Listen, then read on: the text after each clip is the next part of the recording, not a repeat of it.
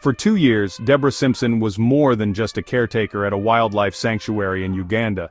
She became a mother to an orphaned baby gorilla. She fed him, taught him to walk, and sang him to sleep every night. But when funding ran out, she was forced to leave him behind. 10 years later, 5 armed rangers stand guard as she approaches the reserve. For weeks, they tried to stop her from coming. "He's a 400-pound silverback now," they warned. "He'll see you as a threat." But Deborah had to know, and now she stands frozen, watching the massive silverback charging straight toward her.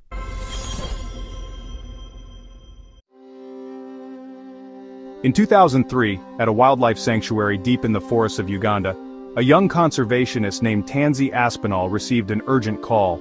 A baby gorilla had been found alone, his mother likely killed by poachers. He was weak, refusing to eat, and wouldn't survive the night without immediate care. What happened next would change both their lives forever. The first night was critical. For hours, Deborah Simpson sat with the tiny gorilla, trying to coax him to take even a few drops of milk from a bottle. His dark eyes, filled with fear and confusion, seemed to hold all the sadness in the world. As the night wore on, his weakness became more apparent. The sanctuary's veteran veterinarian shook his head gravely. If the baby wouldn't eat soon, they would lose him. Then, in the quietest hours before dawn, something shifted. Maybe it was exhaustion, or maybe he finally felt safe enough to trust. The baby gorilla reached out one tiny hand and wrapped it around Deborah Simpson's finger. When she offered the bottle again, he finally began to drink. For the next 2 years, Tansy became more than just a caregiver to the baby gorilla she named Coco. She became his world. Every 3 hours, day and night, she would prepare his bottle. She taught him to walk, holding his tiny hands as he took his first wobbly steps. When he was scared during thunderstorms, she would cradle him close, singing softly until he fell asleep. Their bond grew stronger with each passing day.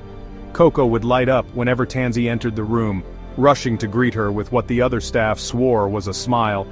He developed little rituals, playing with her hair while she prepared his bottles, or insisting on holding her hand during their daily walks in the sanctuary's protected area. But life has a way of testing the strongest bonds. In 2005, the sanctuary faced a crisis. Funding had been cut dramatically, forcing them to reduce their staff. Deborah Simpson, being one of the newest members, was among the first to go. The memory of that last day would haunt her for years to come, Coco's confused eyes following her as she walked away, not understanding why his mother figure was leaving him behind. That night, in her empty quarters, Deborah could hear Coco crying in the nursery. The sound would echo in her dreams for years to come. For 10 years, Deborah Simpson tried to move on. She built a life in America, working at various wildlife conservation projects. But Coco was never far from her thoughts. Every time she saw a nature documentary featuring gorillas, her heart would clench, wondering about the baby she'd left behind. Had he survived? Had he integrated well with the other gorillas? Did he ever look for her? She kept a small box of memories, photos of their time together, his first baby tooth that had fallen out, the tiny blanket he'd refused to sleep without. Sometimes, late at night, she would open it and let herself remember. Then, in 2015, something changed. Maybe it was the dreams that kept coming, or maybe it was simply time. Whatever the reason, Deborah Simpson knew she had to know what had become of her little Coco. The response from the sanctuary was swift and absolute. Absolutely not. But Deborah persisted. She sent emails, made calls, shared videos of baby Coco learning to walk, playing with her hair, falling asleep in her arms. The sanctuary staff remained unmoved. Their warnings were clear and frightening. The Coco you knew is gone. He's now a 400-pound silverback, one of the most dominant in the reserve. He's known for his aggressive displays toward visitors. He's charged at our vehicles. He's torn down security cameras. He's not your baby anymore. But there was something they weren't telling her, something that made them even more adamant about keeping her away. Recent incidents had shown Coco to be particularly aggressive toward female visitors. Some theorized it might be connected to early abandonment trauma. 3 months ago, he had nearly breached a viewing platform when a blonde visitor, not unlike Deborah, had approached too close. The morning of the encounter arrived misty and cool. 5 armed rangers escorted Deborah Simpson to the observation area, their rifles loaded with tranquilizer darts. The atmosphere was thick with tension as they waited. Every snapping twig, every rustle of leaves made the Rangers' hands tighten on their weapons. Then, through the morning mist, they spotted movement. Coco's troop was approaching. Deborah's heart nearly stopped. There, leading the group, was a massive silverback. His shoulders alone were wider than Deborah's entire body. His arms rippled with muscle. His presence commanded respect and a hint of fear. This couldn't be the tiny baby she'd once carried in one arm. But then he turned, and despite the years, despite the changes, she knew those eyes. The Rangers' grip on their rifles tightened as Coco noticed the humans. What happened next sent chills down everyone's spine. The massive gorilla rose to his full height, beating his chest in a display that made even the experienced Rangers step back. The sound echoed through the clearing like thunder. "Don't move," they whispered urgently to Deborah.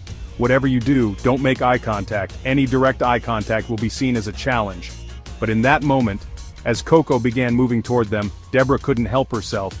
Their eyes met across the clearing. Time seemed to stop. Then Coco charged. The Rangers raised their rifles, shouting for Deborah to run. But she stood frozen, watching this mountain of muscle thundering straight toward her. In those terrifying seconds, 1,000 memories flashed through her mind. Bottle feedings at midnight, first steps, thunderstorm lullabies, 10 feet away, 5 feet, 3. And then, something extraordinary happened. Something that would challenge everything we thought we knew about animal memory and emotion. Just feet from Deborah, Coco stopped. The aggressive display melted away as he tilted his head, studying her face. Slowly, almost tentatively, he reached out one massive hand. The Rangers watched in disbelief as this powerful silverback, known for his aggression, gently turned his palm upward, exactly the same way he used to ask for treats as a baby. What happened next would become legendary at the sanctuary. Coco settled peacefully beside Deborah, occasionally reaching up to touch her hair, just as he had done as an infant. When Rangers tried to approach to check on Deborah's safety, Coco positioned himself between them and her, not aggressively, but protectively. One of the younger Rangers tried to approach with water for Deborah. Coco's response was immediate and clear. He placed his massive body between them, then reached back to gently pat Deborah's leg, as if reassuring her that she was safe. The message was unmistakable. She was under his protection now. The 15-minute supervised visit turned into an hour, then 2, then 3. The Rangers found themselves in an unprecedented situation, unable to approach their visitor because a 400-pound gorilla had essentially taken her under his wing. They watched in amazement as Coco's entire troop gradually accepted Deborah's presence, with younger gorillas even approaching to investigate under his watchful eye. Most remarkably, Coco's behavior completely transformed in Deborah's presence. The aggressive silverback known for charging vehicles and intimidating visitors became gentle, almost tender.